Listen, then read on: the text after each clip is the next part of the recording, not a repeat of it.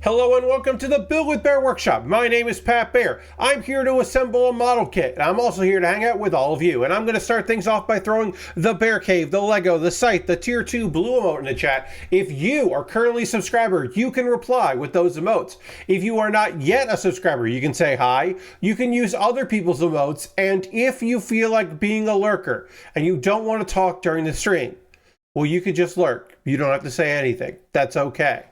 It's a Monday. I did not stream on Saturday. If you were looking for my stream on Saturday, I took the night off so that I could watch professional wrestling, which I do now, unfortunately, monthly. Not that I watch it, that AEW does all but one pay-per-view now on Saturday nights, and I like them, so I want to watch them, even though I don't like what happened, particularly on the Saturday night. Lashbrook is here. Hello, Lashbrook. I am a bit annoyed, and we'll get into that. We'll talk about the card and my feelings on said card. In the second hour, I'm going to talk about three anime episodes because I didn't stream on Saturday, so we'll get caught up on that.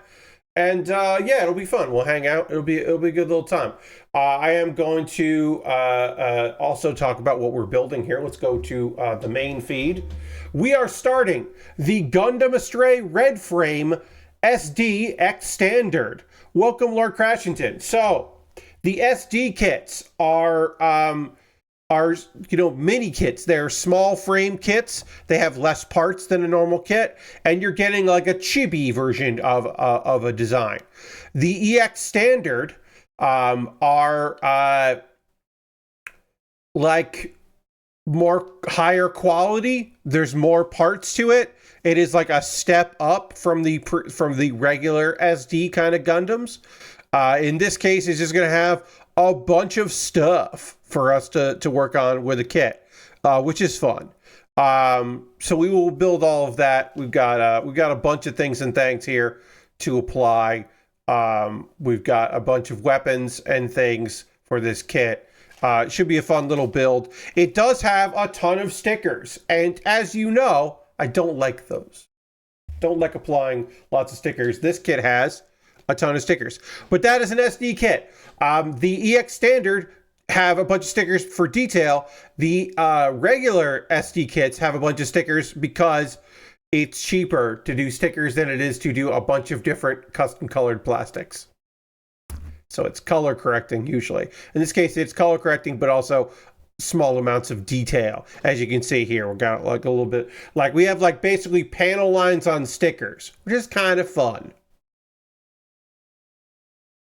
So we'll get into that by putting our kit together, knowing that we will have, I'm just going to move this over here because I know we're going to need it. We are going to have plenty of stickers. We'll do some panel lining. It'll be fun. Put this on here, and we're almost ready for our first two stickers. Basically, as soon as I remove this piece, we're going to get two stickers on here.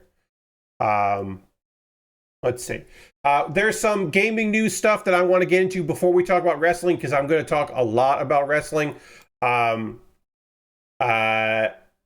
Apparently, so, as you are aware, a bunch of people at Rockstar Games, both in the Canadian and the UK offices, mostly I should say UK offices, but a few Canadians as well, were let go for gross misconduct is what was being said. There's a bunch of pushback to that, of course, and so there's no official thing from Rockstar as far as like, what do you fucking mean by that? That'll come in court because they are being sued. There is attempts right now by the union that a lot of these employees were part of, and the ones that were not part of the union, it is claimed one of the reasons why they were let go was by trying to join a union. It was 34 employees. So the union is trying to at least get them reinstated or make Rockstar pay the salaries they would have been paying while this goes to court and goes through all the legal processes. That is the thing that's happening. And in the meantime, someone who is apparently not one of those fired, this is somebody in Rockstar that was not part of that, has reached out to People Make Games, who are a phenomenal YouTube channel. You should check them out. They are like long-form investigative reporting on the industry of video games, and do phenomenal work. You should check out People Make Games. They put out a video today as a kind of follow-up where they said, hey, so we think maybe we know what this gross misconduct was. And apparently it was theorized anyway that Rockstar had been cracking down on the Slack channels, some Slack channels that were part of things which were like games discussion, like discussing the industry. That went away, and then they started limiting the use of emojis in like broad announcements, which people were using to make their voices heard. Perhaps they would be putting the Palestinian flag on posts to support Palestine, or perhaps they were putting I forget the emoji that they were using. Oh, the sprout emoji, which has come to symbolize being part of a union. A little sapling grows into a big tree when everyone works together, that kind of thing. So they cut. Now, of course, that's not why Rockstar says that's not why they were saying you can't use these kinds of emojis in response. It was for productivity, of course. Now, the thing is that an email went out to Rockstar employees about this, that, hey, this thing has changed. And it went out after a lot of United Kingdom employees had left for the day. The thing is, you can't check your email at Rockstar unless you're at work. There are probably people that can do that work from home or whatever, but it's probably only on Rockstar approved, business machines. So people don't check their email outside of work, which is kind of cool. But that means that people wanted to discuss this. They wanted to talk about it. So parts of these emails were shared on this unrelated to Rockstar Discord that was full of employees of Rockstar that were looking to join a union or in a union, and union organizers. And so people are supposing that might be the thing, that because Rockstar had a policy of like trying to make sure that things didn't get shared, Rockstar could argue that putting information like this in a Discord where we can't use those emojis, that doesn't have anything to do with your right to form a union. Because remember, in the United Kingdom, there are regulations that are supposed to make it so that companies can't interfere with a employee's right to discuss union events, be part of a union, et cetera, et cetera.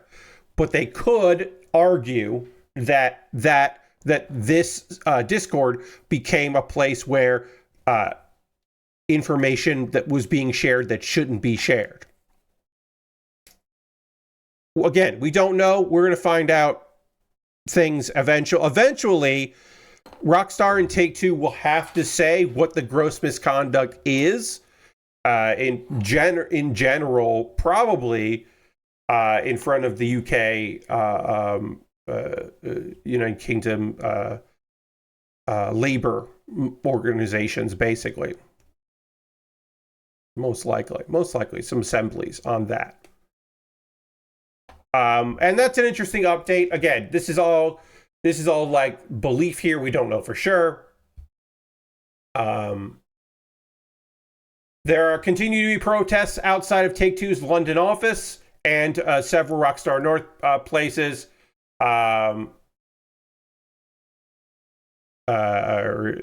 Offices and such. So people continue to protest these firings, and it is it could blow up in Rockstar's face. Now, will they face any actual consequences? They'll probably have to spend a bunch of money. They will lose some goodwill that will be regained as soon as GTA 6 comes out, because as far as I know, there isn't a necessarily a boycott being discussed or anything like that. It'll be hard pressed for that to actually be effective. Most likely, Rockstar will take a hit. There will be some people that will choose not to want to work for them because of these scenarios. One thing that is I'm fairly confident in telling you, yes, they'll make their money back later. Lord crashes in. But one thing I'll tell you is, more people who work for Rockstar are going to join that union, the Great Britain, the IWGB. That's right. That's what it said. The Game Workers Union. More people who work for Rockstar are going to join that union. It's as simple as that. They're just gonna. Because if they're firing people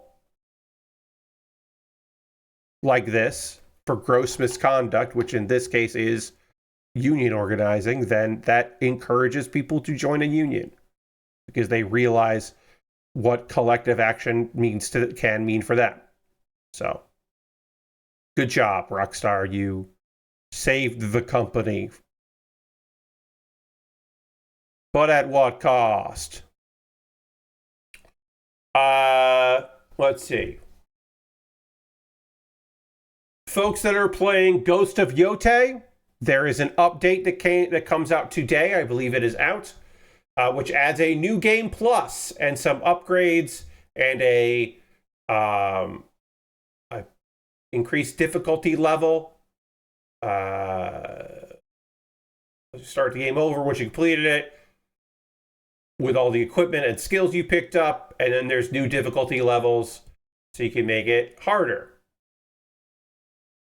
And they added some more trophies if you're that kind of person. Yeah, a bunch of new cosmetics, some new charms. There is a new in-game currency, and there's a new merchant. So they've added a bunch of stuff. If that is what you're looking for, and there's a bunch of new stuff added to the photo mode, if that's something that you are interested in, which sounds pretty cool. That they've made a bunch of stuff for that, and again, free update, just like more bang for your buck. If that is something that you're looking out for. All right, our red frame's got some red on it. The head looks pretty cool. I will be applying the last of these stickers here, and then I will panel line it, and then I will add in the V-fin because this V-fin is going to make it hard to do some panel lining there. But I'll do that first. But I still need to apply 2 more stickers. That's correct, because there's 1, 2, 3, 4, 5 stickers on this head. So I need stickers 34 and 33.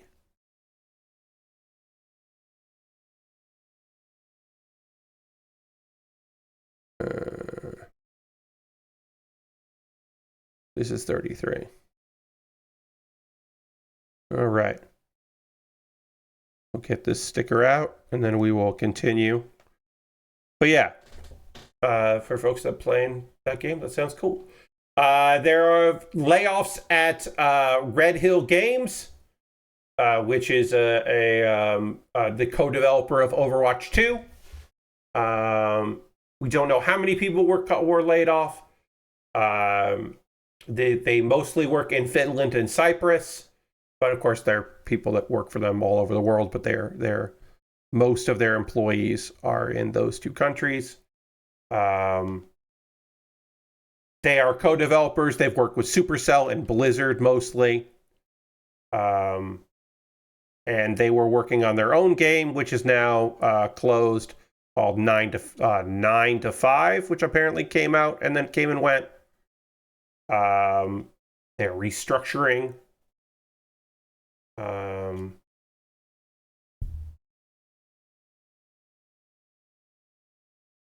And yeah, no official word on how many people, but there have been some layoffs. Also, 31 workers have been laid off at Avalanche as they close their Liverpool studio. This is a thing that we knew was coming, but we're getting more word, and we got the exact number. Wow, this sticker does not want to come out. There it is. Wait, yeah. Oh, that's what it is. It's 33. Goes on here, and then 34 is the long sticker. Okay, that's smart. They break it up.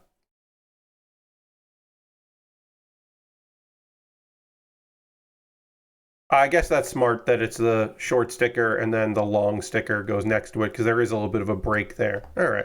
That makes more sense. I was like, wait, what, did I just break this? Why didn't this want to come up? And then the long sticker.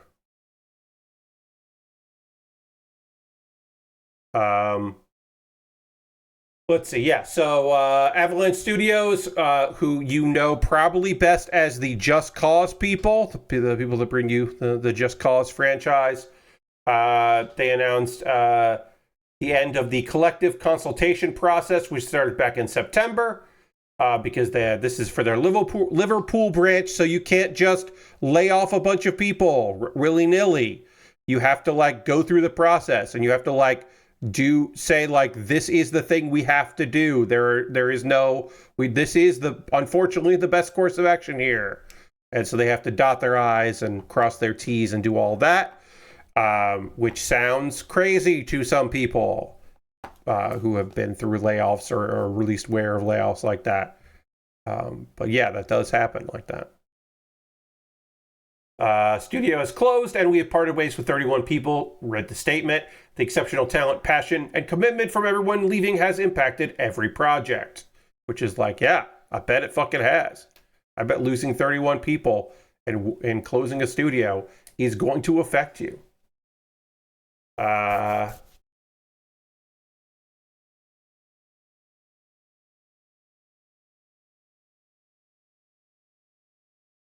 of course, this a lot of this comes directly after the pausing of Contraband, which they were making with Xbox, and then Xbox decided to pull out of a lot of stuff, including Contraband. And so now they're, yeah, figuring shit out. But they have already closed studios in New York and Montreal, and they let go about 50 employees between those two studios. And this just took longer because of local government laws. So now it's up to like, what, 81.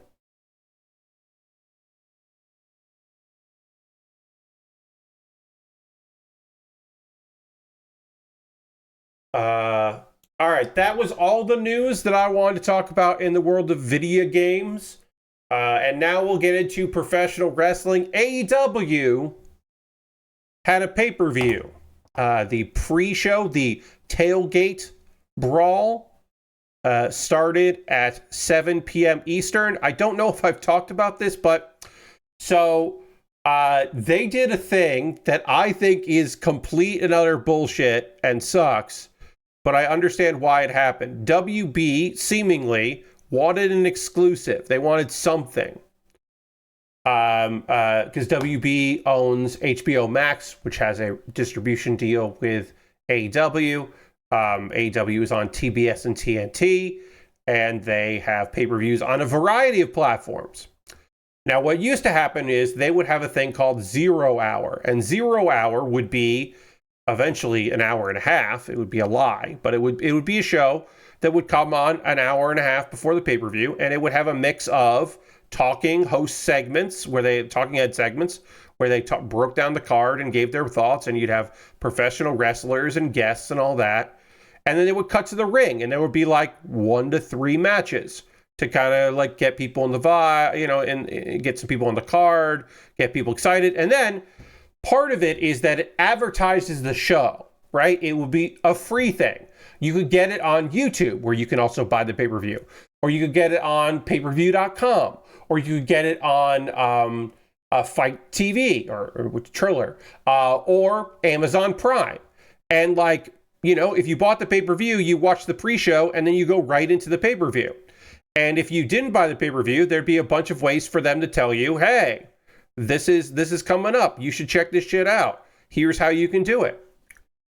At a certain point, AEW ended up this year on HBO Max because of the whole Warner Brothers thing. And hey, if you buy it at HBO Max, it's $40 instead of $50, right? So you save money. Of course, you have to have HBO Max, but you already have HBO Max, right? You must already have HBO Max, and so you might as well spend money, save money. And then they did a thing. They made a change. 3 shows ago, they were like, actually, there's an hour before the pay-per-view that is only available on Fight TV, remember the Triller, for international folks. And it's only available for the United States if you watch it on TNT, on cable, or on HBO Max.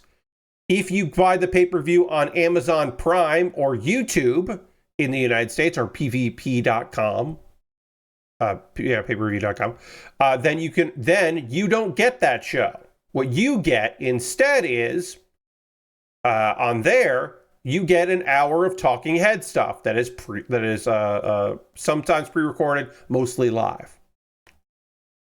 And also, they talk about the pay-per-view being available on HBO Max, and then on the screen it will say Amazon Prime or whatever, but they won't say it out loud that it's available other places. And this sucks because I want to watch it on Amazon Prime. I pay for Amazon Prime, and so I might as well get the pay-per-view there. I think it looks good on there. I don't have HBO Max. It is what it is. Also, one of the matches on this show, on the pre-show, ended up also taking place on the main card. So if you say, well, I don't care about watching those matches, I'm just going to watch whatever, you watch part of a match and you miss out on it. And that's weird. There's a lot of other reasons why I think it's bad, but those are the main ones. But I think it's bad, and I think because every pay-per-view, there's somebody going, wait, I don't get the matches? I don't have, what? No, I don't get what? Oh, okay. Well, I was going to watch on that. All right, I guess I don't get these matches. The Bang Bang Gang, in this case, Austin Gunn and Juice Robinson, won a $200,000 tag team match in the pre-show. They beat Max Caster and Anthony Bowens, Big Bill and Brian Keith, and the Outrunners. I think that's fine. They did a backstage promo for the web where Juice was like, we need to invest. We need to buy a bunch of NVIDIA stock before the AI bubble crashes, and then we'll turn $200,000 into $200 million, and then cash out before the bubble bursts. And so I appreciate that Juice Robinson is aware that the AI bubble is going to burst. I thought that was funny. So that made it worth it to me. That was a good bit of business. That's an add value on what is a nonsense thing. Big Boom AJ, that's right, the Costco man. He teamed with QT Marshall, who trained him way back in the day. So that's a fun full circle moment. They defeated Rocky Romero and Trent Beretta, representing the Don Callis family, in a match that was fine. Big Justice got involved. He is as a child as tall as Rocky Romero, and that is very funny to me. He got involved. Paul White got involved. He was on commentary. He has a friendship with the Rizzler because the Rizzler is a small little guy, and Paul White, the Big Show, is a tall man, a ginormous giant of a man. So that was funny. It was a funny bit of business. The crowd loved it. One of the biggest pops of the night. It's on the pre-show. I can't complain about it. It's fucking fine. I am happy that Trent Beretta, who has been injured, was cleared to wrestle and got to wrestle in that thing. I think that's very good. I'm happy for him. Get that pre-show payday. That's nice. Eddie Kingston and Hook defeated the Workhorsemen in under 2 minutes, and the Workhorsemen did not get an intro. They were already in the ring when they came back from commercial. This felt like a waste. Eddie Kingston got as big a pop as Big Boom AJ. They were in New Jersey. He's a New York boy. And so they were very excited to see Eddie Kingston, and they would see him later in the show. This match was a squash. I have nothing really to say about it. I had commented at the time, I wish Eddie would make more friends, keep Hook with him, but also add in Ortiz, bring in Diamante, who I know is doing stuff in Ring of Honor, but whatever, who cares? That could be short term. Make a stable of people that Eddie Kingston likes. It's going to be a small stable, but you can make a stable of people that Eddie likes, and let him have a baby faces who kick ass bid card stable. I think that would be pretty good. I know he's still shaking off rust or whatever, but I hope we get real Eddie matches soon. Yeah, Lashbrook, I mean, like, look, I am not trying to be a doom and gloom guy. I am possibly worried that Eddie Kingston might be gassed and might not be able to come back from his injuries fully. And this might be the Eddie Kingston now, post serious fucking injuries. But I'm glad he's back. I'm glad he's earning a paycheck. More to say on Eddie Kingston and storyline stuff later in the night, but on the show. But yeah, right now, I hope I'm wrong. I hope he is just taking it really fucking easy, but I don't know. He's the best shape I've ever seen him, at least. Yeah, he's looking good. I just don't know if he can move around right. I don't know if his legs can support him right now. I don't know. I do know that El Sky Team, Mystico, Mascarada, and Neon defeated the Don Callis family, in this case Okada, Takeshita, and Hechicero, in a trios match for the CMLL World Trios Championships, which started on the pre-show and ended on the main card. And when the main card started, fireworks went off like it was a fucking hour 2 of WCW Nitro, which often happened during a match. And they'd make a big deal about it, and it would be very jarring. This was very fucking WCW in that way. Later in the night, it would be very WCW in a different way. But in this case, it was WCW like this. Solid match. Mystico was taken out for a bit. He came back.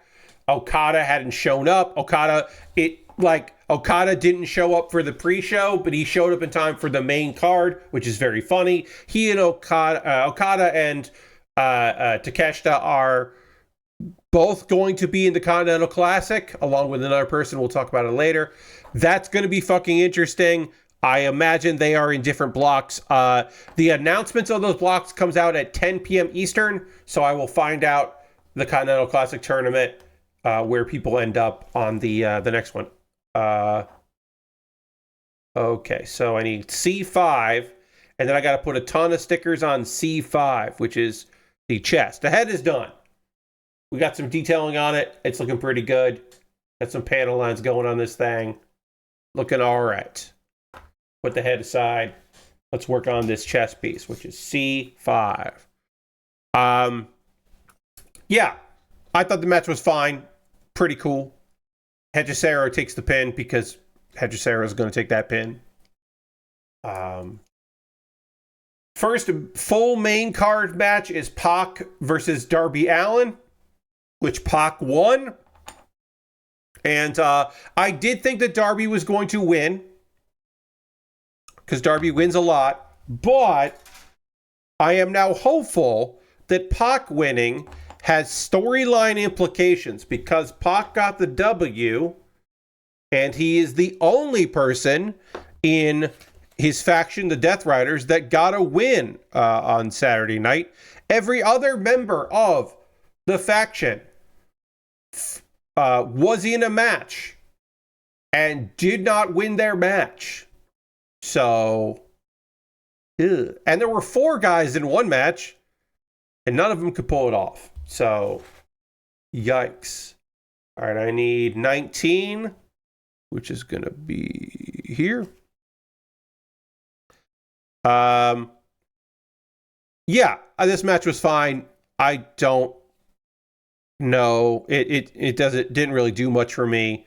I don't particularly enjoy this version of Pac. I certainly don't enjoy Darby Allin as a performer. So it kind of didn't do much for me. But it was there, and it wasn't super long, which I'll take. There was a 4-way tag match as part of the women's tag tournament. It was not officially part of it, but it has implications for it. All 4 teams that have made it to the semifinals, the Timeless Love Bombs, which is Timeless Toni Storm and Mina Shirakawa, the Babes of Wrath, Willow Nightingale and Harley Cameron, the Sisters of Sin, Julia Hart and Sky Blue, and Megan Bayne and Marina Shafir, who do not have a tag name. They all had a fight, a 4-way fight, and the winner... I'm sorry, let me just... Okay, so I have stickers to put on, and then I have to put on other stickers after I put on those stickers. There's secondary stickers. Okay. This kit, I mean, like, you know at this point. I know at this point. This kit just has a lot of stickers. I have to apply them all. All right, so I need 15 and 16, which are the chest stickers. Instead of having red plastic on here, I'm just going to apply a lot of red stickers. Timeless Toni Storm and Mina Shirakawa won this match. They can pick any stipulation they would like in their match with Megan Bayne and Marina Shafir. Them winning could mean that Marina and Megan are going to win that match and face the Babes of Wrath. My assumption is we are going to get babyface versus heel.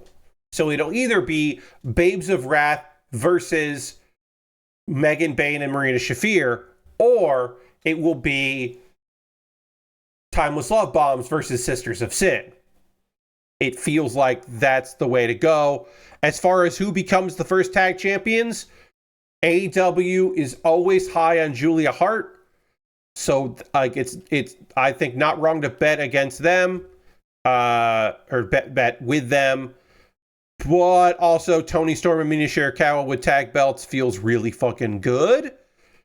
Harley Cameron having a title in AEW seems real good.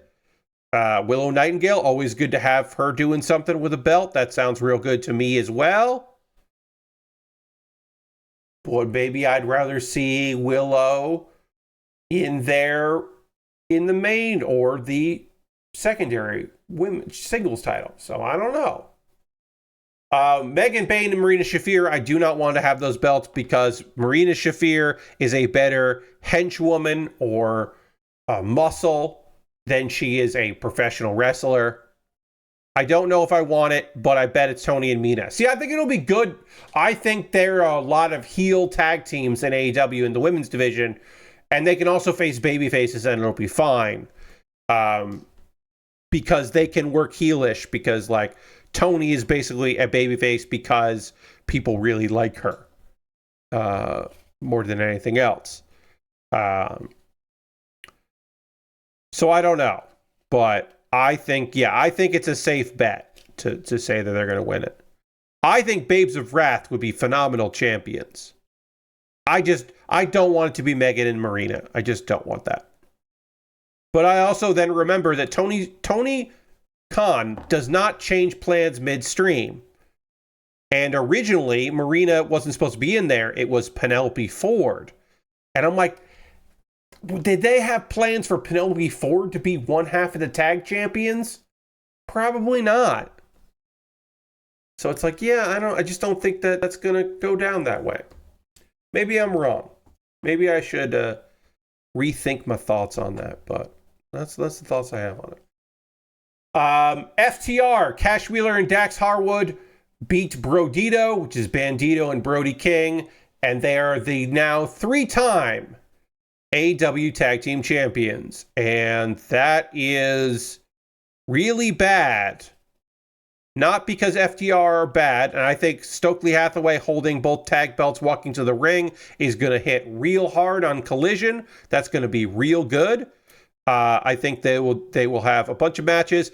I'm kind of like, Well, Brodito doesn't necessarily have to be done, especially in Arena Mexico. They can just show up for CMLL matches and keep wrestling. They could get a rematch. Like there are reasons to keep them together, and I think that would be fine. Also, Bandito does have a singles match at Ring of Honor next month, and so you could work him having a different storyline and focusing on that belt and then come back to it. Like, there are things they can do. Mostly, I don't like this result because it means that we have now increased the chances of the worst case scenario, that Adam Copeland and Christian Cage want to fight FTR, the men they have feuded with pretty consistently. They will want to fight them, and then that 50-plus-year-old men will win the AEW tag titles off FTR. That is what I'm afraid of. A division that has phenomenal teams, like the Outrunners, like, I mean, the Outrunners are big ones, but Jet Speed, phenomenal tag team. There are tag teams in that division. I mean, hell, we've got guys that, like, Top Flight are just so fucking good, consistently good. Darius has not, like, is lost a step after injury, but they're still a fantastic tag team. Like, there are tag teams at AEW who whip ass, and they're not sniffing anything of the tag belts. And it would be a real shame if Edge and Cope and Christian won those belts. That would be a real bummer. I would find that to be a fucking bummer, and I would wish that did not happen. But it feels like it's going to. It feels inevitable. Polycaps. We haven't done polycaps in a while. Do you have any of them? There was a casino gauntlet for the AEW National Championship, which is a brand new title. That's right. They introduced another fucking belt. I want to say all the people who were in that. I'm going to list everybody. This is the order of entrance. Bobby Lashley and Shelton Benjamin started things off. They are in a faction together. They barely wrestled each other. They all of this to put them together, and they barely did anything to each other, which is fine, because of course they weren't going to really actually wrestle because they're in a faction. This led to the third entrant, Ricochet, coming in, and then Ricochet had his boys come in and take out MVP, who was there at ringside, and then also Shelton and Bobby Lashley for most of the match got taken out, and so they were not really a factor in it. Then we had Ricochet, and Ricochet's there, then Claudio Castagnoli and Daniel Garcia, who were in a faction together, and then Orange Cassidy, and then Wheeler Yuta, another member of the same faction, and then Kevin Knight, and then Roderick Strong, and then Mark Davis, the only member of the Don Callis family who was in this match, came in. And then Speedball Mike Bailey, who we knew was in the match. And then Daddy Magic, who went after Daniel Garcia and basically took both of them out of the match, like out of the arena. And then that was it. That was just it. No surprise return. There was one later. No surprise entrant in here. No wild thing. No crazy thing here. The biggest surprise was Mark Davis was in this, because he hasn't really done much. I would have imagined, I guess I don't know who else in Don Callis' family is so big, but I was not picturing him in my mind when I thought of who would be in this match. And then Ricochet won. And I think Ricochet is a fine champion for that. I think it was a fine thing that they were in there. Or that he is the champion. I think he will defend it. It's good to put a belt on Ricochet, even if it is the brand new mid-card belt. The Demand is a terrible name, and I hope they change the name of the faction. Because like I said, I just think it's a bad name for a faction. But it's fine. It is what it is. Lasher says it would have been funny if Bobby and Sheldon got into the ring and just played rock, paper, scissors to see who eats the pin. Yes. It would have been very funny if they would like determined ahead of time. They flipped a coin. They handed a coin to MVP. He flipped it and outside the ring and then said like tails, it's tails. And then one of them was like, damn, all right. Well, here you go. Congrats. I think that would have been very funny. Oh, we got more stickers here, and then I need PCE here. Our connector has to go in here. We'll put the connector on, and then we will put on the next sticker. But yes, I do think that would have been funny. Like I said, I think that's the final result. I think the match itself was one of the weaker ones because there was no debut or return. Maybe they wanted to make the main event return that happened at the end of the show feel more special, so they didn't do anything with it. But it did feel kind of like, oh, it's over? Okay. I don't know. Also, at a little bit there, we did have a tag team, not in turmoil, not fall apart, do the thing they were supposed to do.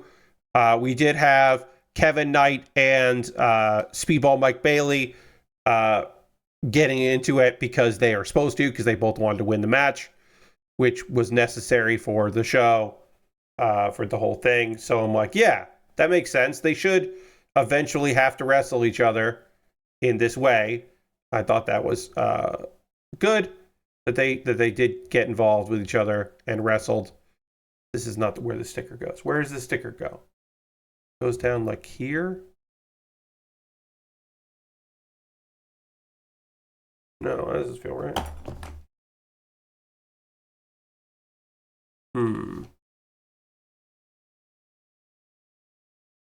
I don't know how the sticker goes. Like that.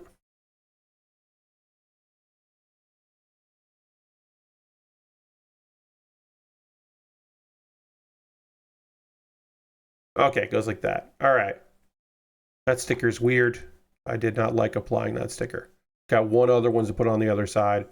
I do not like this sticker. But it needed to go on, and so it's going on. And now we'll put the other sticker on the other side, and then we are done with the stickers for like a second. More to come. Kyle O'Reilly defeated Jon Moxley in a no-holds-barred match via submission. This match was a bloody fucking affair. It was gross. It was cool as hell. Kyle O'Reilly is just like beating the shit out of Jon Moxley. Jon Moxley is constantly putting over Kyle O'Reilly. That's rad. We love that. We're happy for Kyle getting to do some cool shit. I thought that match was solid. It was like 20 minutes, and it felt like, yeah, all right, this match could be 20 minutes. Like, yeah, all right, it got some time. I really enjoyed it. It was fucking brutal and weird and violent, and there was a fork that got used for a lot of damage.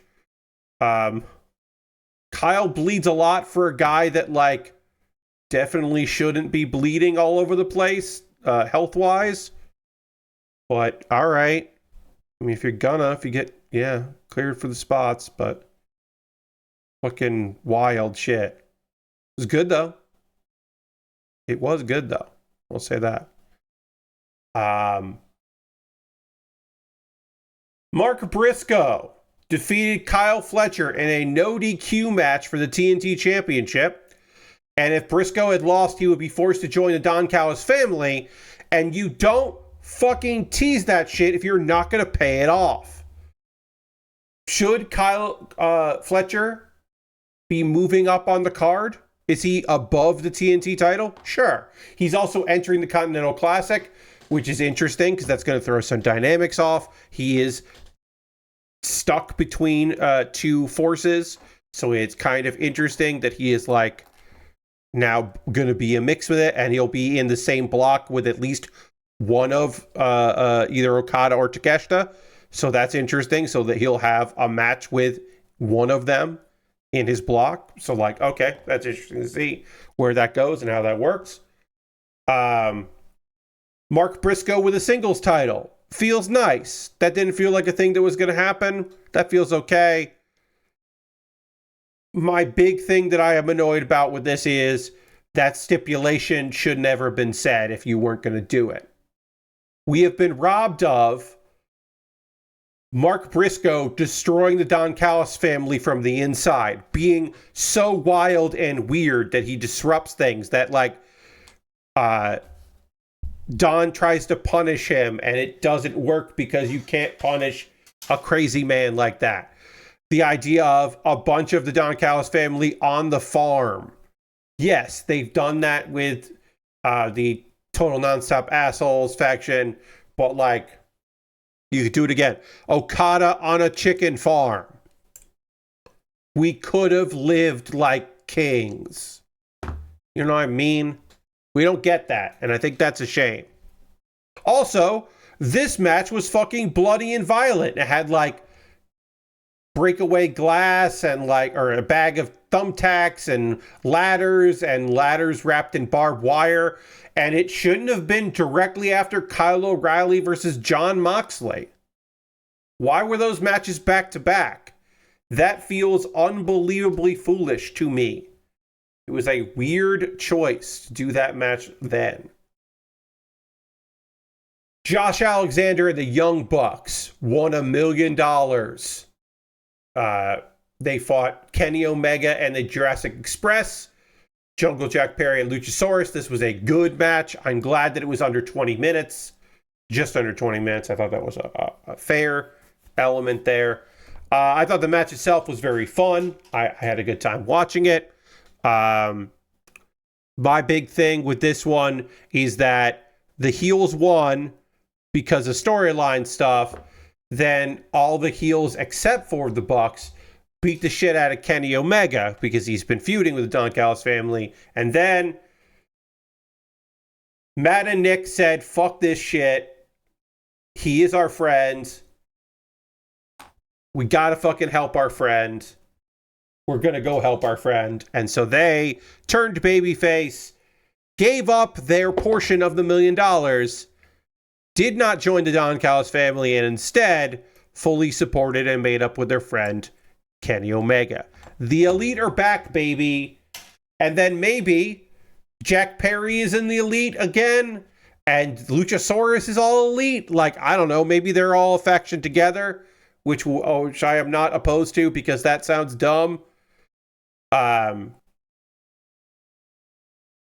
I think that is a fine. That is a fun bit of business. I'm on board for them all being in a faction together. That seems very silly in a way that I can get behind.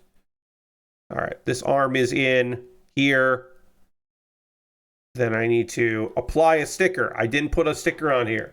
I got to put a sticker 31. I think this match should have gone in between Kyle and Mark. Yes, the crowd fucking loved it with all the guys standing in the ring and all that, but like, and also you did have Don Callis family mad about what happened there, transition to Kyle O'Reilly or Kyle Fletcher, but you could have just done it all then, and it would have been fine. 31 is this sticker here. This is a huge color correcting sticker.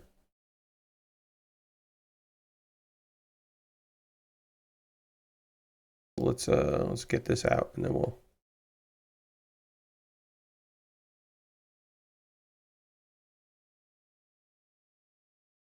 Wait. Come on, what?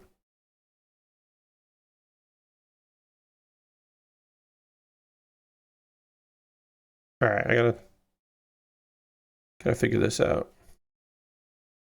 One thing that does suck is they don't really, like, I understand this is all sticker 31, but I'm like, well, which parts of this sticker come out when? and how. I keep feeling like as I go to pull some stickers out that I'm about to that I'm about to rip a sticker apart. Like constantly I am worried about that on this kit. It is an unusual thing, or I'm constantly worried about stickers ripping or not coming out when they're supposed to come out. A weird thing.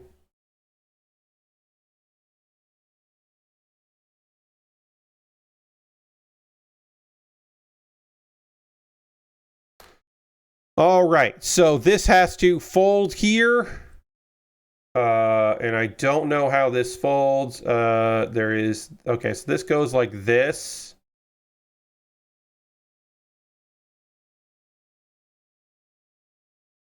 That. And then this folds like that. This folds like that. I hate stickers like this that have to really bend around and fold around in weird ways. I really do dislike these kinds of stickers.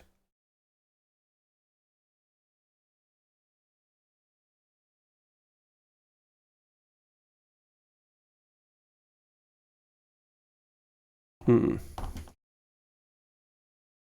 I put this one on a little wrong, so let's pull this up. But yeah, I did think that the match itself was fun. Chris Statlander defended her AEW Women's Championship against Mercedes Moné. And I thought that match was solid. This was a fun one. Crowd was kind of dead, but that's also because it was a long fucking show, and this is an AEW problem, is that they don't do in-ring interviews, they occasionally do some backstage stuff, but mostly it's just match, video package for the next match, video package for the next match, and the shows are long, and sometimes matches suffer because of that. And I do think that this kind of methodical style match did them no favors by being in that position, and they need to be cognizant. I definitely didn't say that right. They need to be aware of that going forward, but I don't think AEW is interested in changing any of their fucking shit. I just don't think that. I wish that they would be interested in switching stuff up, but I don't think they are going to. But yeah, good match. Mercedes can't win the big one. She can win every belt in the world, but she can't win the AEW Women's World Championship. This is now her second time losing that belt, or that opportunity for the belt. She cannot win the big one. That is a great story. And I don't know if we're ready for the slow decline or the rapid decline where she starts losing all the belts she has. But I think that storyline is good. I don't know who's on. Honestly, to me, the person who should be next against Statlander is Megan Bayne. It should be that Megan Bayne versus Chris Statlander, I think, is the next story, in my opinion. Unless Statlander versus Willow happens, where they're both baby faces, but they, one does not like the other, and they are like trying to figure that shit out. That could be interesting. I don't know if they're going to do that. They could do that. And then our main event, Samoa Joe from the Ops, and now apparently as of Saturday, leader of the Ops Dojo, which is just the stupidest fucking shit. Was this A11? He defeated Hangman Adam Page and in a steel cage match, and now Samoa Joe is a two-time AEW world champion. He is a world champion. He is also 1/3 of the Trios Championship. He has 2 belts in AEW. I love Samoa Joe. I do not like this heel run. I do not like that Hook turned heel. Who cares? Was Hook always on their side and this was a ruse? Did he, after he lost to Joe, which was how Joe got this opportunity for this match after losing before, and somehow he got another opportunity for it? Did he, I never even considered Hook a face. Well, Lashbrook, I mean, he was in a tag team with Eddie Kingston. That's a babyface tag team. they fought heels. Hook did not fight any faces. He was seemingly annoyed with him being injured and not getting his title shot as a trios for the trios belts, and then Hobbs coming in and them winning. He seemed to be annoyed about that, but he was still a babyface. But yeah, he has joined up. He is still in the faction. Look, here's my thing. I thought they were getting better at writing stuff for I just wanted, at least this time, Hangman Adam Page had more opponents, but like making Joe heel just didn't really work, and the crowd was just like, really? Well, we still really like Joe, so like this isn't working. Their previous match was not that good. Like, it just wasn't good. This one was better. It was short, 16 minutes, really short. If we find out that Hangman needed time off, like he needed some time off, he's got a nagging injury that he's working through, he's got family stuff, something, then maybe I could understand it. But it looks like he's just gonna be in a group with Swerve Strickland came back with a new song that some people don't like, and I think sounds pretty fucking good, and Raekwon produced it, so that's fucking rad. But I know some people are not big on the song. I thought it was pretty good, and I think Swerve, his first song isn't that great, but people really love it. So what are you gonna do?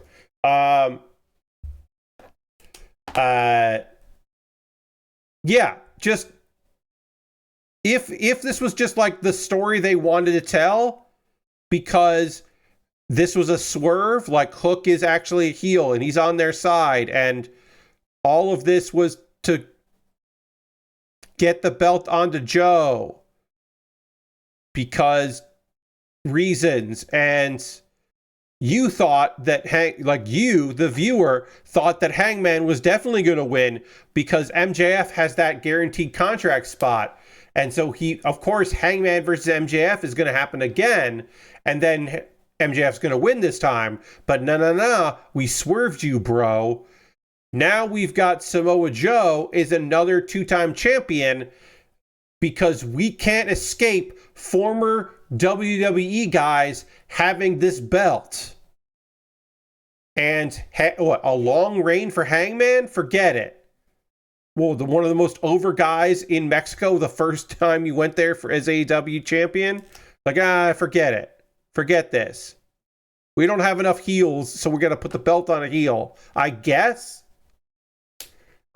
Swerve came back. Swerve and Hangman are going to take on the Ops. Perhaps Eddie will be their third man. Eventually, it'll probably be Astray when he makes a return because he has now vested interests. As you might be able to gather, I do not like this. I do not like Hangman Adam Page no longer being champion. I don't particularly care for this version of Samoa Joe as a champion. I don't like him being a champion via shenanigans, because the thing with Samoa Joe is he's supposed to choke you out. He doesn't need to cheat. He doesn't need friends. He's Samoa fucking Joe, and he wins matches, even as a heel.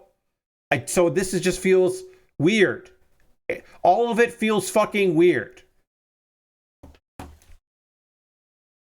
But my main thing is, they did better, but they still didn't do good with Hangman, and it's a fucking shame. Because he's an unbelievable champion. Ugh, I'm bummed about it. I did not enjoy that ending.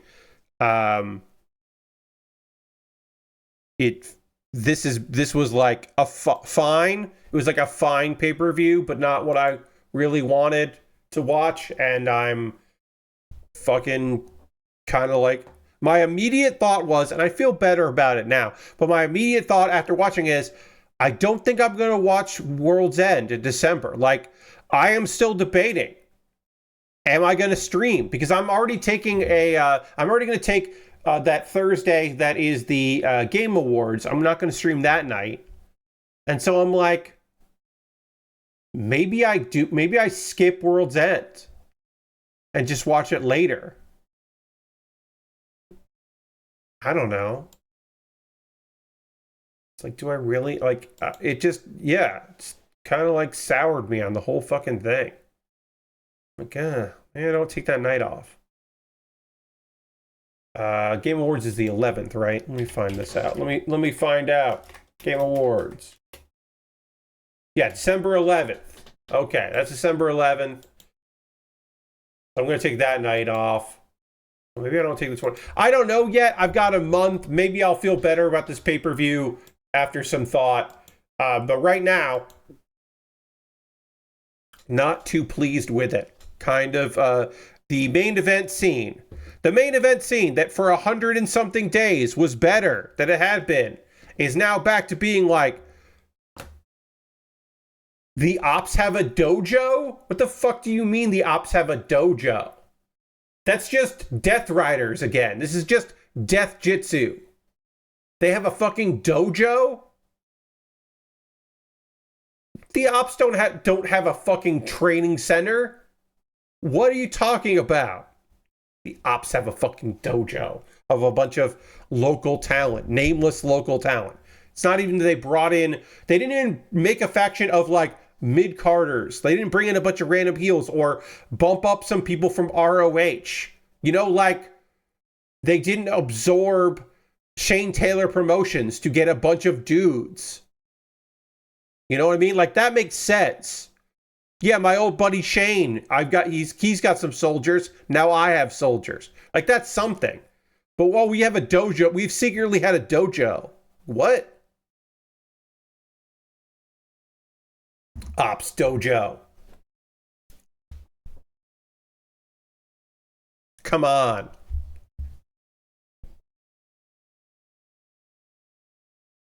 I'll be I'd be surprised if that comes back. They just need bodies for Swerve to beat up.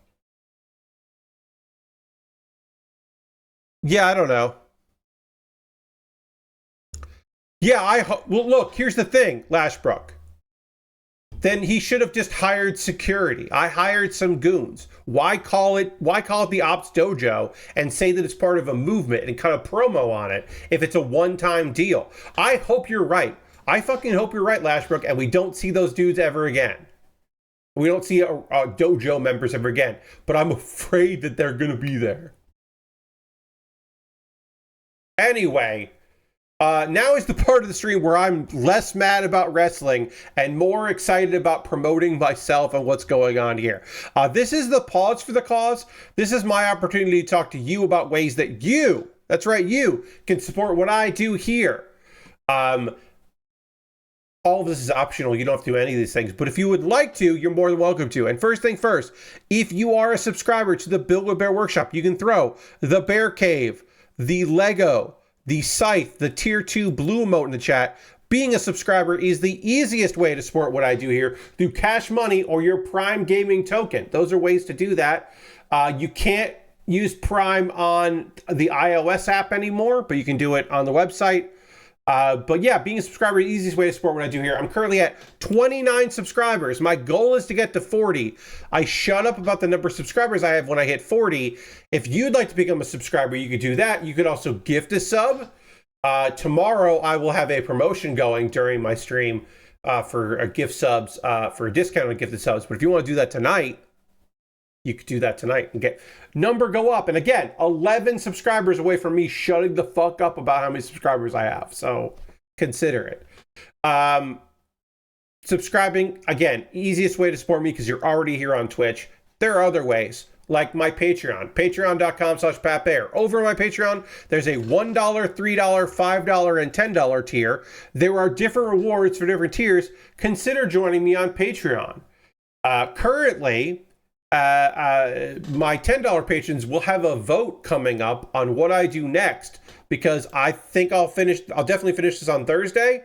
So I'm going to need to know what I should work on after that. So I'll do a poll, and I've got some stuff. I had some stuff I just bought that hasn't come in the mail, but I've got quite the backlog. I'm hoping one kit wins because there's a model kit that I really want to build And so I hope that wins. Because it's pretty modern. So that'd be nice to work on a modern kit. But yeah, they'll get a $10. They'll have a poll this week about what I build next, either Tuesday or Wednesday. Probably Wednesday.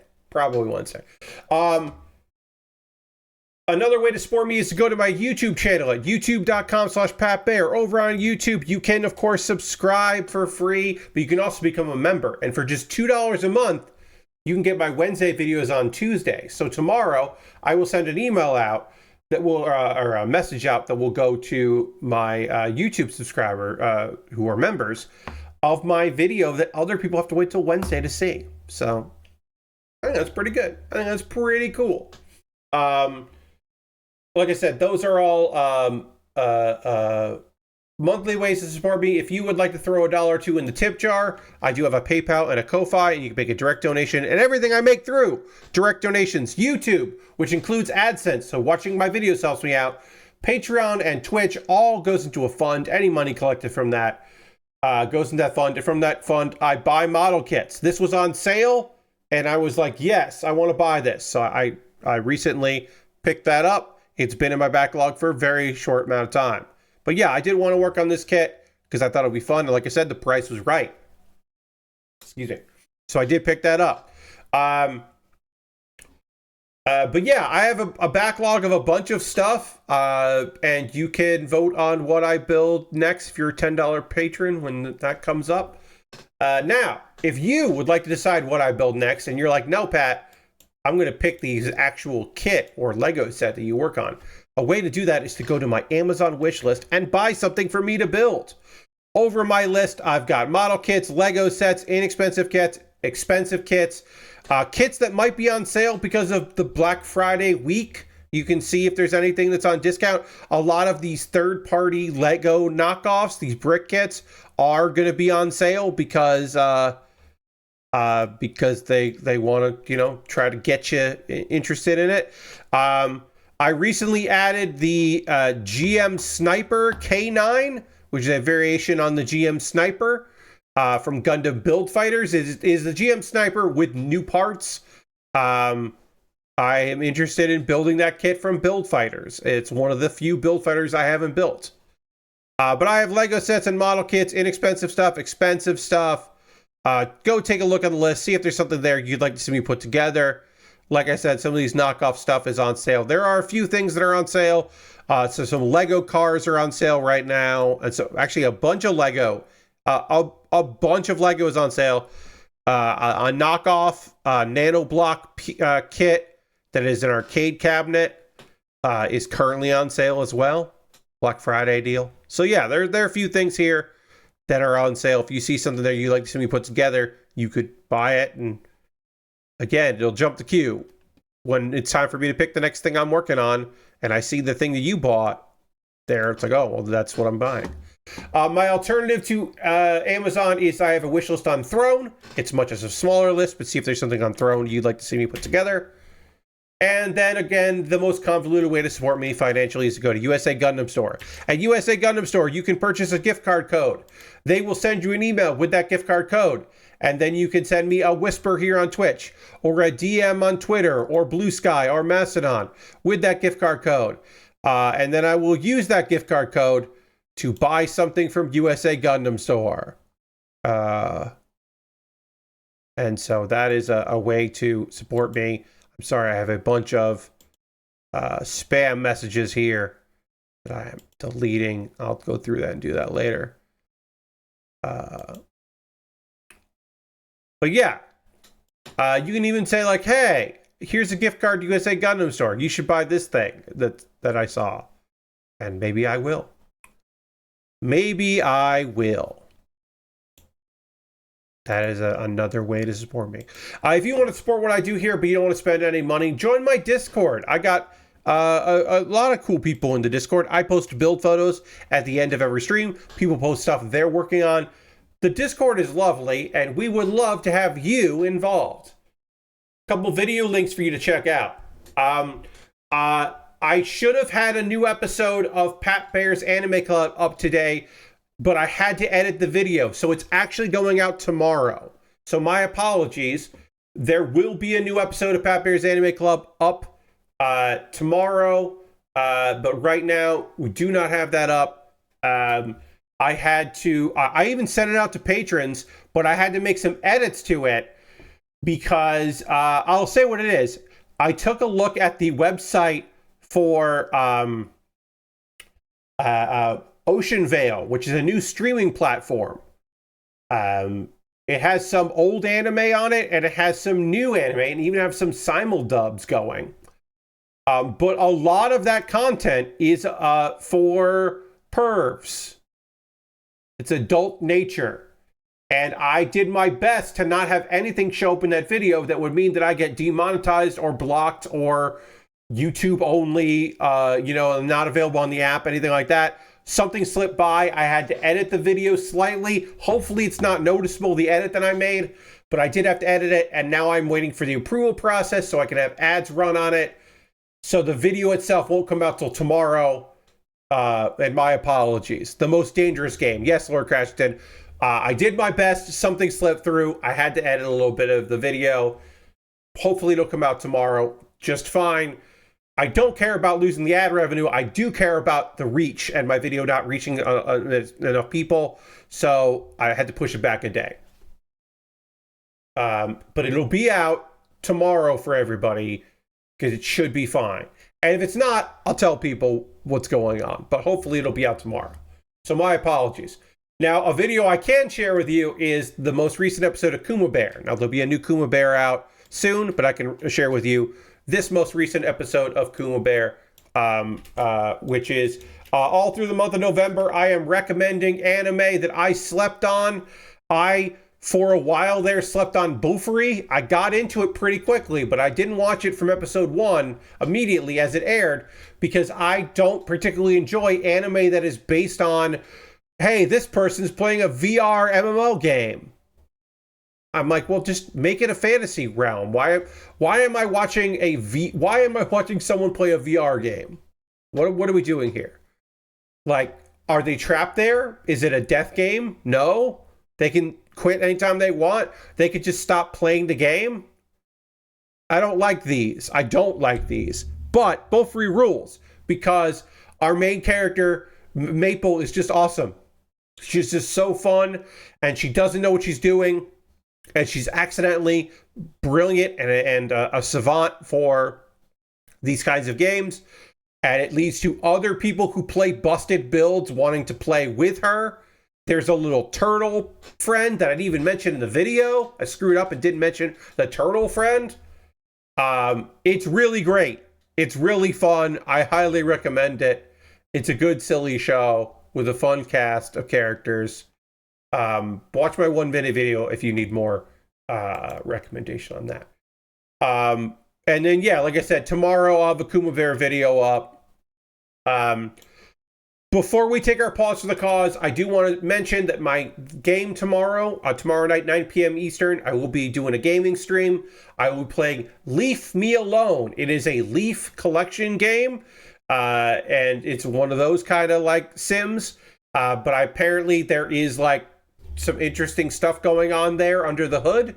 I've heard very good things about it. I got it on sale. It was fairly inexpensive on Steam. It looks fun. I'll be playing that tomorrow. And then also tomorrow, I will be running a promotion where if you gift 5 or more gift subs, you will save 33% off of those subs.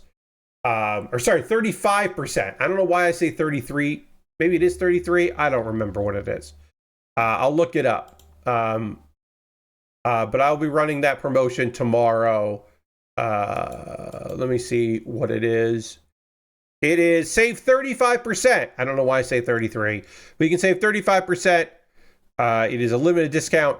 I will lose out some money. That 35% comes out of my cut, but it's okay because I do want you to gift subs. That's nice. So I'm going to run that. Also, I have to use these up before they expire. So I'm using my hours of credits. Let's see. Is there anything else going on here that I want to say? No, let's talk about some anime that I have been watching. Before we can get into talking about those 3 shows, I do need to drink some water, and we need to dramatically transition back to the overhead camera. and before we can start working on the other arm on this kit. And we'll do all that right now.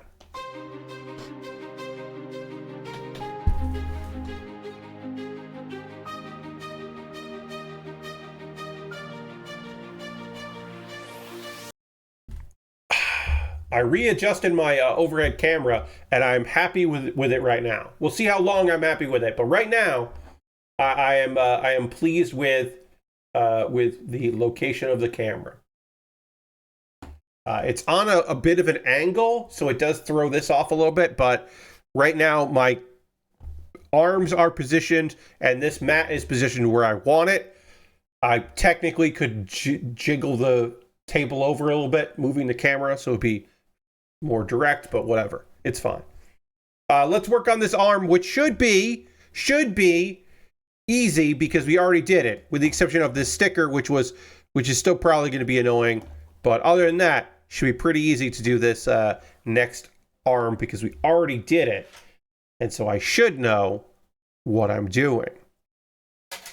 We'll see how that goes, though. All right, we need a polycap. Let's get polycap out. Let's also talk about 3 anime shows. That's right, we're going to talk about 3 shows because I didn't stream on Saturday. So now I need to make up for that by talking about the shows that I watched. And I need this piece. I do need this one. And I need this piece here. Okay. May I ask for one final thing? We have, in our previous episode here, we found out that our girl, Scarlet, is actually secretly a saint. And there are 2 saints this generation. We knew Diana was a saint. We didn't know that Scarlet was a saint. And they've been working together. Diana calling Scarlet Big Sis is because they had a previous working relationship, which was secret, people didn't know about. But we know about it now. We found out about it. Also, we had a thing where Diana was saved. Scarlet used up all her powers and fainted. And then in the end of it, we found out that Terraneza is a soul of a girl from Earth. Which we knew she was an isekai character, but now Scarlet knows that, and she is because the goddess Palmia has it in for Chrono, who is the god of time, and so this is a fight between gods. Terraneza has all these powers. They're trying to block Scarlet's abilities. Diana's powers were stolen, so if Scarlet can get near Terraneza, then they can take back Diana's powers with this pocket watch, which is a representation of Cronia's powers. It's one of those things where, we added a lot of plot to this show that I don't necessarily know if it was necessary plot, but they certainly added that plot to it. We got a bunch of new stuff coming in, new stuff going in. And now we get more backstory. That apparently the saint before Diana died and gave those powers.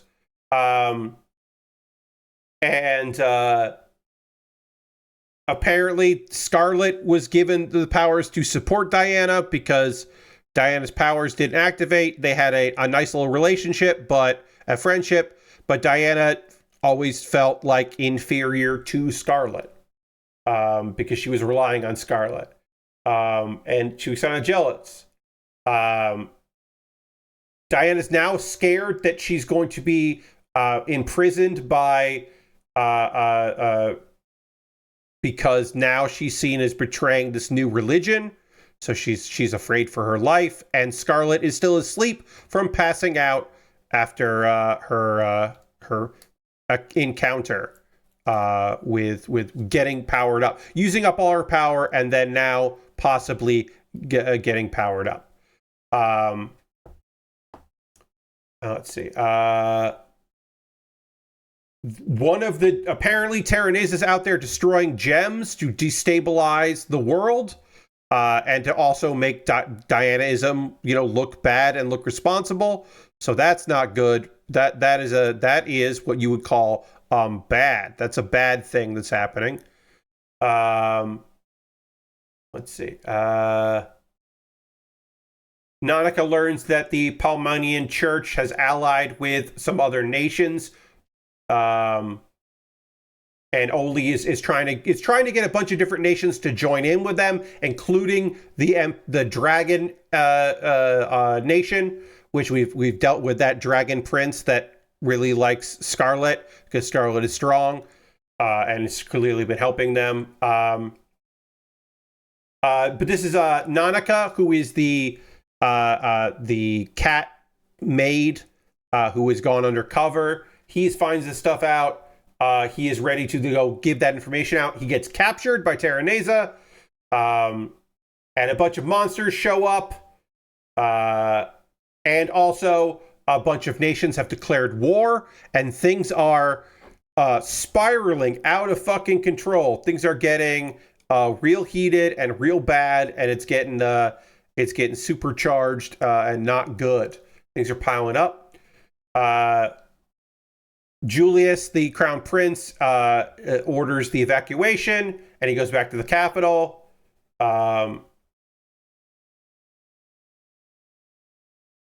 Let's see. Dios infiltrates Scarlet's room. And we find out not only was Dios a spy, Diana was a spy. She believed naively that the other goddess would restore her powers, and so she was helping them, not knowing that her powers were stolen by Terraneza.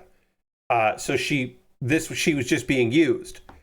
But now she's like, I regret what I did, and I'm done helping, and I'm not going to do that anymore.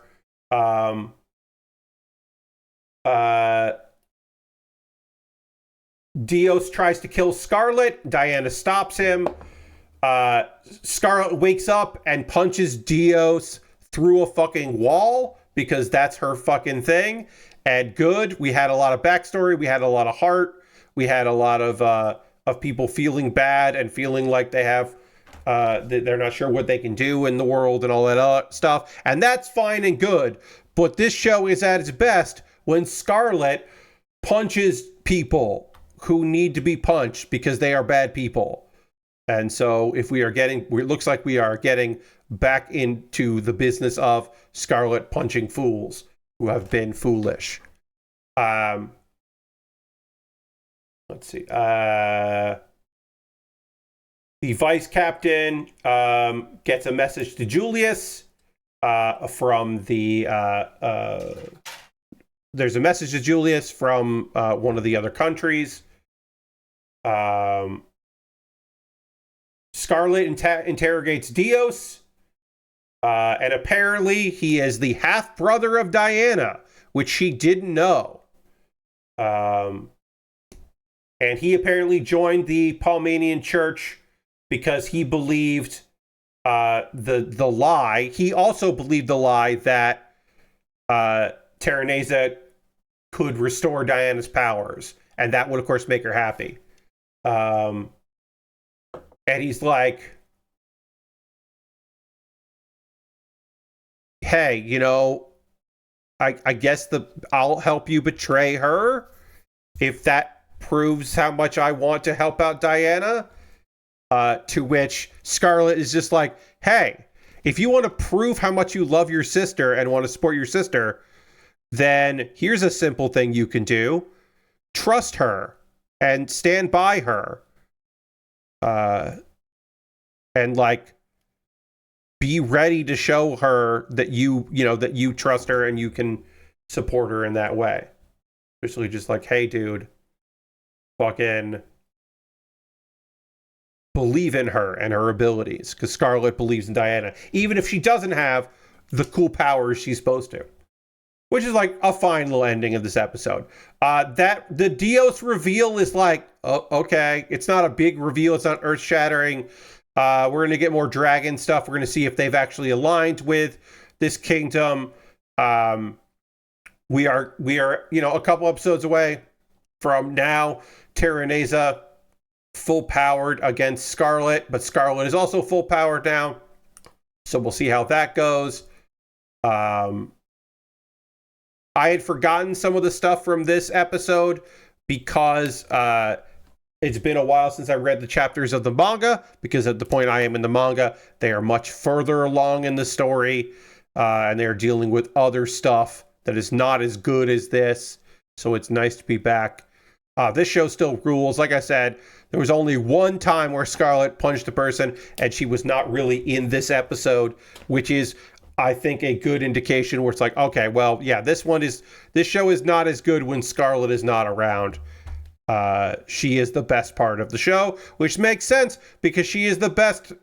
She is the main character, so it makes sense that she is important to the series. I don't think we're going to finish this kit, but we might get body complete on it and then just have to build the shield and the sword.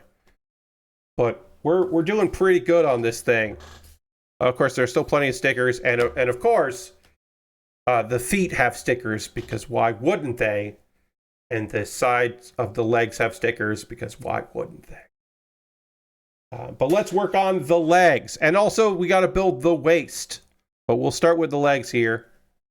You know what? I'm going to switch it. I'm going to build the waist next, because I want to build the waist and then stick the legs into it. The waist does have stickers, of course, but I like doing the waist after you do the arms. I just think that's a good way of doing it. There's only 2 pieces here, and then, of course, there are stickers. Because, of course, there are stickers. So this goes on like this. This is the waist. Let's put the stickers on. And then after I put the stickers on, we will do some panel lining here. I need stickers 25 and 26, which are 25 and 26 are here. Great. All right, let's talk about My Awkward Senpai. The previous episode, we were introduced to our guy Yu's mother. Not his mother, or her mother, Azusa's mother. And they did the classic sitcom thing of keep pretending to be in a relationship with her. And then the mom was like, I know, knew the whole time. It's like, you're not dating. She's just trying to cover. But she drops her accent, like her accent around you, and she's clearly comfortable with you, which means she does like you and trust you. But it is fun. Like, they do pretend for a little bit that they're dating, but it doesn't really do too much because, like I said, the mom knows. She just pretty easily figures it out. Like, oh yeah, well, I don't think you're actually dating, but you could be dating. The vibes are good if you want to try to date. 25 and 26. This is 25. Gotta fold this sticker a bunch, so we'll do a bunch of the folds that the sticker needs to feel good about itself. So let's do the stickers here. This could be just a piece of plastic. They didn't do that. It's annoying. I'm a broken record. All right, so this episode, one of the work things is a maid cafe project that is happening. We've talked about that for a while. Azusa has a brief wondering if Yu is into maid cafes, and maybe he likes maids because, some guys like that stuff. So she wonders if he's into that. Apparently the merchandise delivery was late, and Yu gets blamed for it, and he's being yelled at by the client, and Yu is still a very young employee, so he's not necessarily used to this kind of treatment or this kind of scenario. So he's dealing with that. I'm going to try to redo this sticker here. I did better the second time. So I'm going to pause here. I'm going to try to lift this sticker up and redo it slightly because I did better. You know what? Actually, I don't care. Turns out I don't care.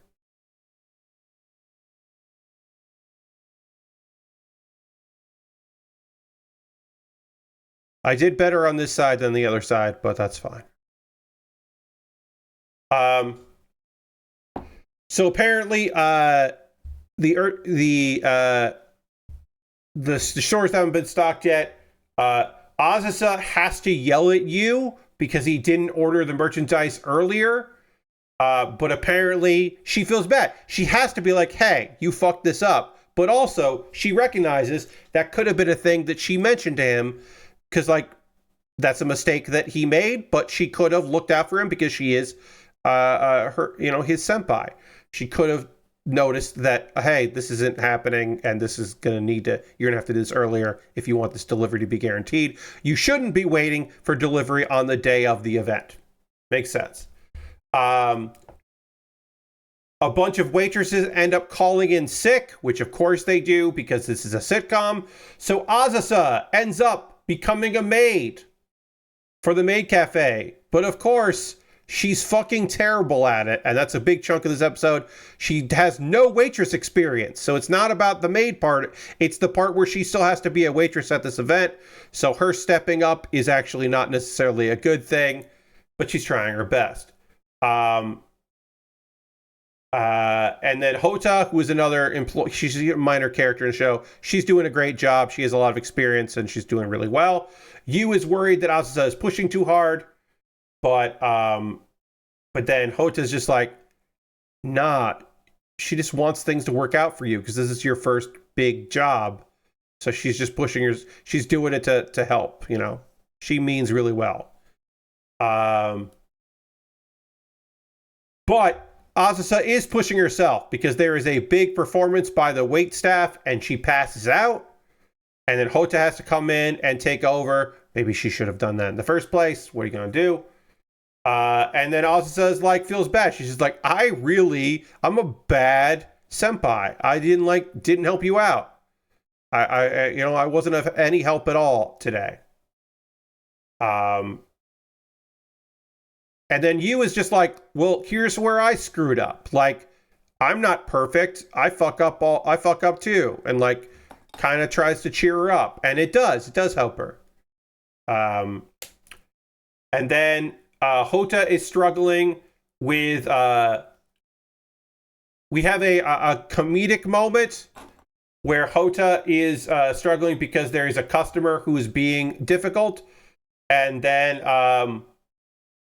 Azusa shows up mad to defend her coworker, but it turns out that that's her being mad is exactly what this customer wanted because he's a masochist and he wanted a mean maid. And Hota was not delivering the mean maid that he needed. So congratulations, Azusa. You figured out the client. You saved the day. And then finally, more waitresses show up for the event. And then the day was good enough. It was a success and the client is happy. And then you kind of admits in a playful manner that, oh wow, you're not a good maid. But you're a better boss because, you know, you can tell people what to do. And then Hota's like, we're going for drinks. And the last time the two of them went for drinks, one ended up getting drunk and then they had the one takes them home thing, but nothing happened. So we'll see if episode 9, something happens there. We don't know. We're just hitting all the cliches. That is an element of this show that you just have to kind of accept. If you don't want to accept it, that's fine. You don't have to. But I think it is an important thing to accept that this show is just all cliches. I think it's good at playing with the cliches. I think it's still fun, but it is all like they went on a trip so soon into the maybe episode 4, maybe episode 5 was the trip. It was 4 or 5 that they went on a trip and did all that stuff. It's really early in the show, but still very enjoyable. I did not enjoy as much episode 8 of Dad is a hero, Mom is a spirit, I'm a reincarnator. Because this is focusing on my least favorite character in the show, Ellen's half cousin. I guess just cousin, but Yeah, I guess it's just because Ellen's cousin is a lot of this episode. Um, um, and her issues. Now, this is the daughter of Ellen's father's brother, who was with a mistress, but then they got married. But the mom is like, they're commoners. She doesn't like being, she doesn't like pretty much anything. She's jealous of Ellen, and everyone treats Ellen like an adult, and they don't treat her like an adult because Ellen is. She doesn't know how special Ellen is, but also we know that Ellen's a reincarnation, and she doesn't know that, obviously, so that she has no concept of the fact that, yeah, she's just like an adult woman in a young body, but also she's part spirit, so like she's got a lot going on. She's got a lot on her plate.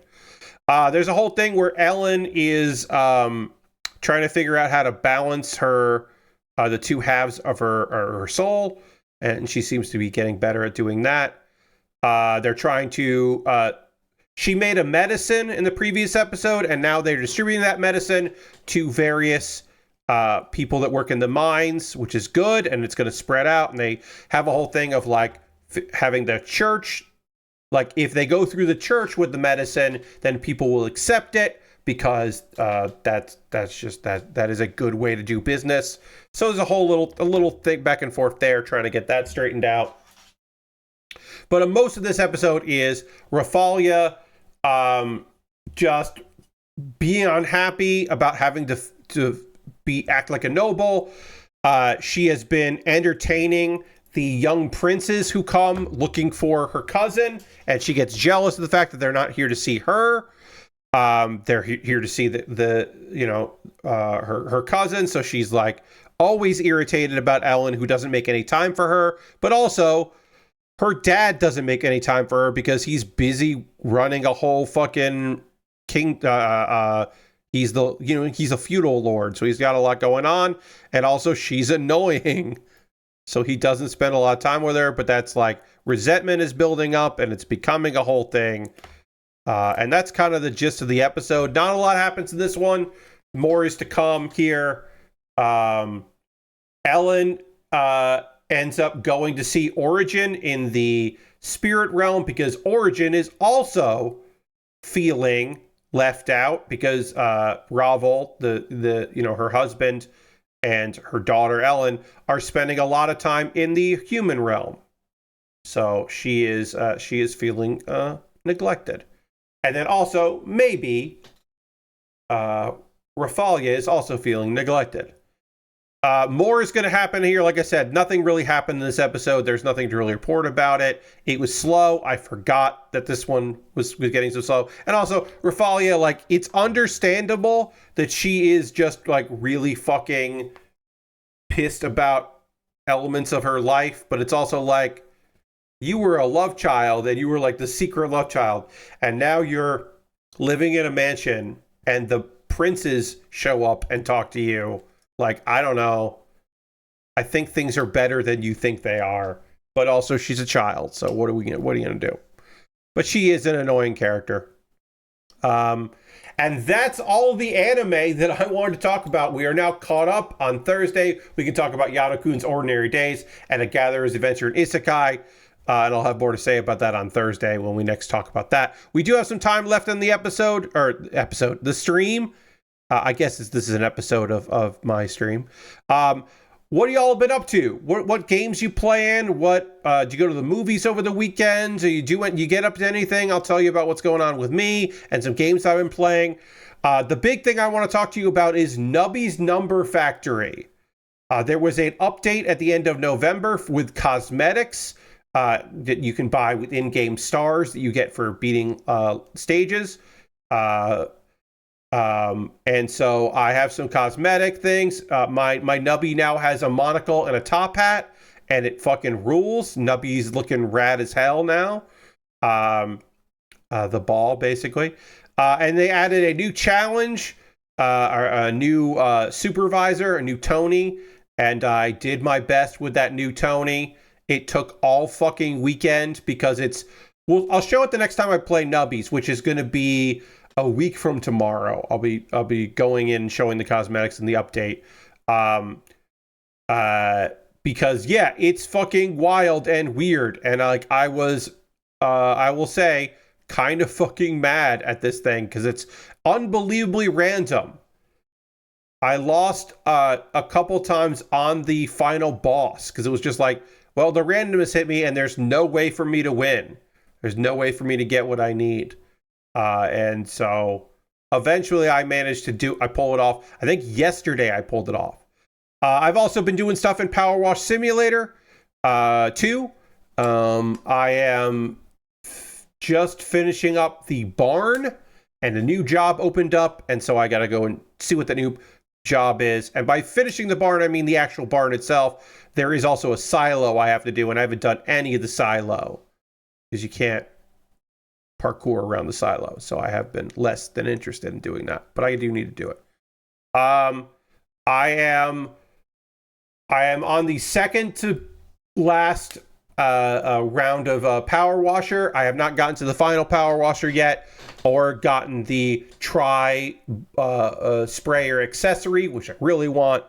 But I'm on my way to doing it. It's going to take a while before I get the money. But yeah, I'm making my way through the game, and I'm having a good time doing it. I hit the max of the secondary currency because there's the money currency you need in Power Wash Simulator in order to buy upgraded equipment, and then there's cosmetics, and then there's the like furnishings, and I maxed out the furnishings money, so I had to buy a bunch of furnishings so that I will get more later. But I didn't really necessarily want or need that, but I'm like, well, I got it, so might as well. All right, so this is 5, so this goes on this leg here. But I'm not like, oh, finally, more carpet stuff. I didn't even put any of it down.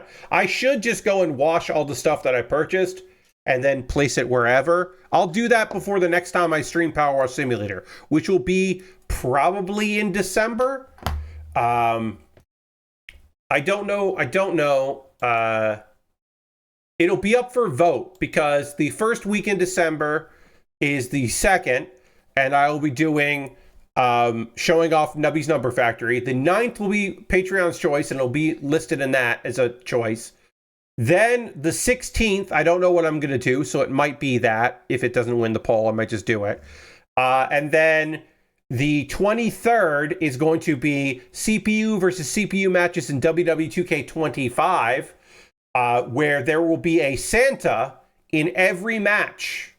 I have downloaded enough Santas to have a Santa Claus in every single match with there is a character dressed as Santa that will be in the matches. It'll be in every match. And I think that'll work out pretty good and be pretty funny. And then the 30th will be Pat Bear's Anime Club Live, and it'll be recording for that because, let's see, because that's there, 21st, so that means the 8th, and then 22nd, and then the 5th, yes, so that will be then recorded on the 30th, yes. So the 30th, I will do Pat Bear's Anime Club Live, and record that, and then, like I said, we'll go into, so I think next month, I'll do Power Wash Simulator 2 again. But yeah, if you've been playing any video games, watching anything on TV, hanging out, doing whatever, I always love hearing from you. If you just want to let me know what's going on with you in chat. I did watch wrestling Saturday night, and then I watched a short match, or a short card for Tokyo Joshi Pro Wrestling, because they were in, they had a bunch of wrestlers in other countries doing stuff. They had a big weird thing in Malaysia. And so they did a small show last week that I then watched, which was the return of Yu, the wrestler Yu, who debuted in Tokyo Joshi Pro Wrestling, but she did graduate and then became an independent wrestler, and she is retiring at the beginning of next year. So she did make a one-time return to TJPW, which was lovely. She wrestled tagged with Kamiyu, who had kind of like taken under her wing, and wrestled against people that she had been wrestling against at the time, Shoko and Miyu. It was a really nice match. Yu is the first person who was trained by TJPW and worked for TJPW, debuted there, worked there, and then left and didn't just retire. She's the first person to graduate and then continue to wrestle. And there have been some after her, of course, but she's the first one to do that. Generally, when people retire, they're just done. But she wanted to travel. She wanted to work internationally, and TJPW wasn't doing that shit at the time. So she wanted to get out there and do more of that. She is now hanging it up, and it was a lovely little thing. It was a good little show, and short, which is good because I watched so much wrestling previously that it was nice to have a short wrestling program. 25 and 23 and 24. Oh, there's so many stickers on the sword. That must be where these are from. Oh, no, this is Shield. Okay. I was like, I feel like I have a lot of extra stickers, and that's because there's a lot on the sword hilt and also on the scabbard and also on the shield. John's here. Hey, John, happy to have you here. John says, been watching the latest Spy Family, Godzilla Singular Point, and watching through Sopranos for the first time. Been playing through Pokemon Legends ZA. Nice. Hope you're having a good time.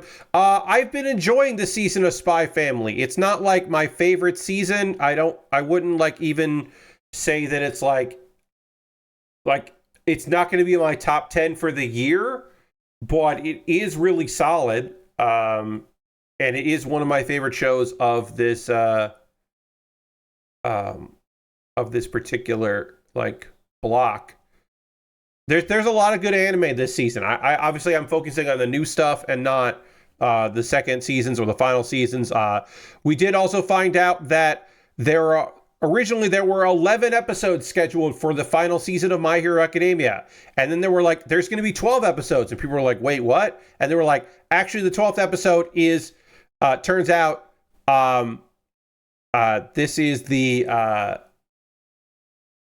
it's OVA. So that's interesting. Their OVAs are usually pretty solid. And my assumption is that OVA is going to come out later. And it's going to be like stuff of like after like the prologue kind of thing, or not prologue, the epilogue, I should say. It's gonna kind of be an epilogue. That's my guess, and maybe flush out some ideas from like the last episode of My Hero. But this season has been so fucking good. John says about Spy Family, there's no real standout episodes yet, but this is the first season I've read the manga before seeing it, so I know there's going to be some good ones. Yes.